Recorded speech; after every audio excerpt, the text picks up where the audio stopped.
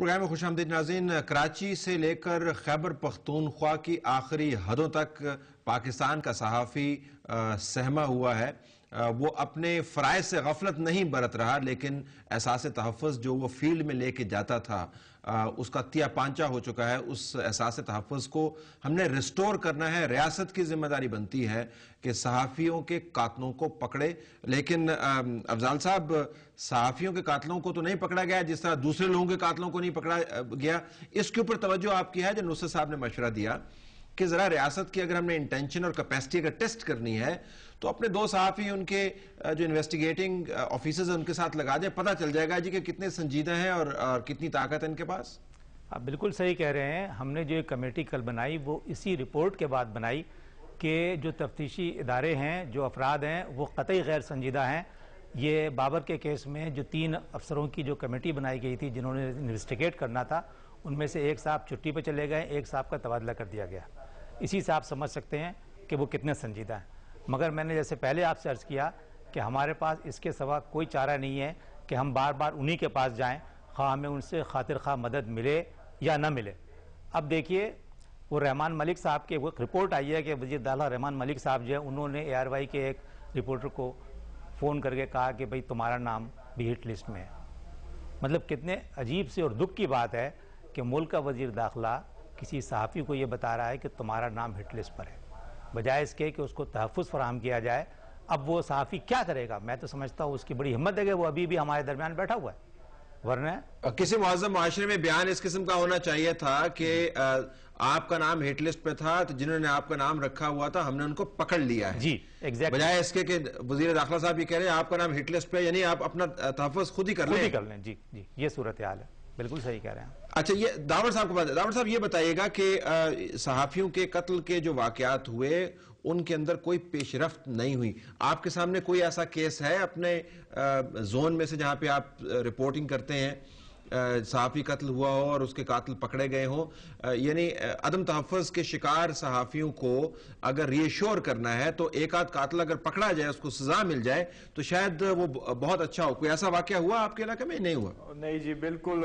جو میں قبائلی علاقوں کے حوالے سے بات کروں گا، 2005 میں ہمارا پہلا کیس ہوا وانا میں، ہمارے 2 جرنلسٹ قتل کیے گئے۔ تو اس کے حوالے سے میں کہوں گا کہ آج تک 230 جو جرنلسٹ میں نے بتائے پورے فاٹا کے، یہ اس کا اولین مطالبہ ہے کہ ان کا جو انکوائری رپورٹس ہے وہ کم از کم منظر عام پر تو لائے جائے، یا ان کی جو انکوائری پہلے اناؤنس کیے گئے تھے صرف احتجاجوں کو بند کرنے کے لیے یا صحافیوں کو خاموش کرنے کے لیے، کہ اس میں کیا ہوا یہ 3-4 سالوں میں، 5 سالوں میں؟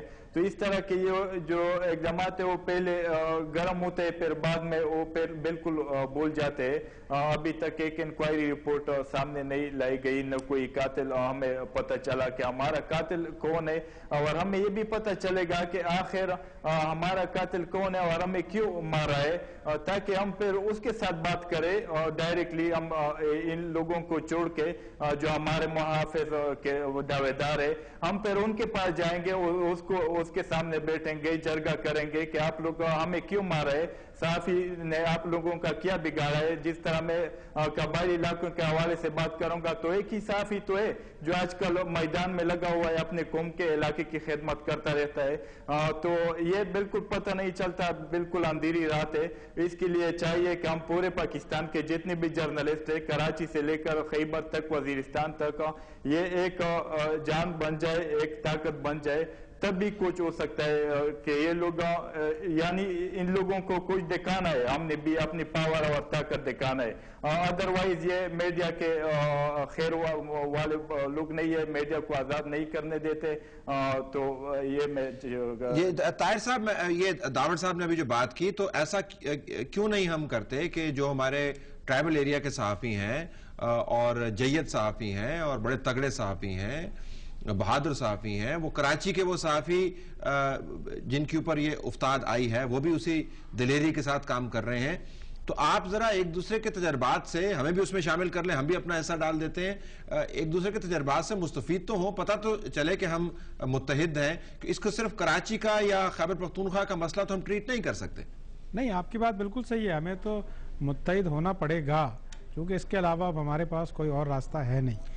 कराची में जो हमने कमेटी बनाई है वो सिर्फ अफजाल साहब ने सही फरमाया कि हमने तो सिर्फ उस एक पर्टिकुलर केस के लिए बनाई है कि हम देखें तो सही कि ये इसको किस तरह इन्वेस्टिगेट कर रहे हैं। हमारे यहाँ तो बिल्कुल ये ऐसा लगता है जैसे इन्होंने एक आम जो सड़क पे किसी का मर्डर हो जाए उसकी तरह वो ट्रीट हो रहा है और कोई उसमें कोई संजीदगी का मुजाहरा किसी तरफ से भी नहीं किया जा रहा। तो ये बिल्कुल ठीक बात है कि जितना क्राइसिस में कराची का जर्नलिस्ट है उतना ट्राइबल एरिया का भी है और दूसरी जगहों का भी है। मैं सिर्फ आपसे तलत साहब एक रिक्वेस्ट ये करना चाहूँगा कि थोड़ा सा आप ये जो आपके चैनलों में एक जो तरीक़ेकार है, रिपोर्टर को आप लोग ऑनलाइन लेते हैं या कैमरे पे लेते हैं और उससे जो है एट दी स्पॉट आप उसको जो प्रेशराइज करते हैं कि बस ये कह दो, वो भी ज़रा सा काइंडली उसको करें, क्योंकि हम बहुत क्राइसिस में हैं। आपको अंदाज़ा नहीं है कि एक मामूली सा जुमला जो उसकी नादानी से निकल जाता है वो कितना बड़ा इम्पैक्ट करता है और कितनी मुश्किलात का सबब बनता है।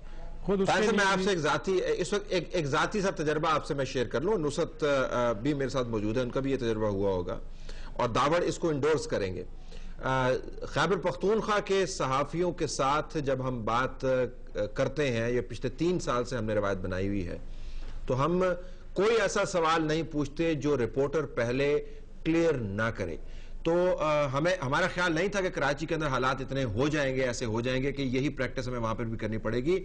आप यकीन माने, और दावड़ साहब को पता है मैं क्या बात कर रहा हूं, जब हम रिपोर्टर से खैबर पख्तूनख्वा के अंदर या फाटा बेल्ट के अंदर बात करते हैं तो बैनी उस तरह ही बात करते हैं जिस तरह आप फरमा रहे हैं।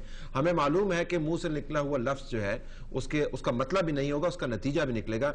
लेकिन ये आपने बहुत ही अहम बात बताई कि कराची के अंदर भी यही हालात है कि अब मुंह से निकला हुआ लफ्ज जो है उसकी कीमत जो है एक जान पर लगेगी। जी हाँ, बिल्कुल यही हालात हैं। और बल्कि बाज़ दफ़ा तो ऐसा होता है कि आपने खुद देखा होगा चैनल पे कि किसी मसलन औरंगी टाउन में जो हो रहा है इस वक्त ऑपरेशन, तो फुटेज में साफ नजर आ रहा है कि पुलिस और रेंजर्स दीवार के साथ रेंग के जा रही हैं और रिपोर्टर को फोर्स किया जाता है कि बीच में गली में खड़े होके आपको विपर देना है। अब उसको इस बात से कोई सरोकार नहीं है कि गोली कहाँ से आएगी, जब सिक्योरिटी उदारे खुद जान बचा के किनारों पे खड़े हुए हैं। तो एक हमारा रिपोर्टर बेचारा या फोटोग्राफर बीच फील्ड में या उसके बैटल फील्ड में खड़ा होके आपको विपर देगा, तो मुझे बताइए क्या सूरत हाल होगी। ये सूरत हाल जो है वो पूरे कराची में है ये।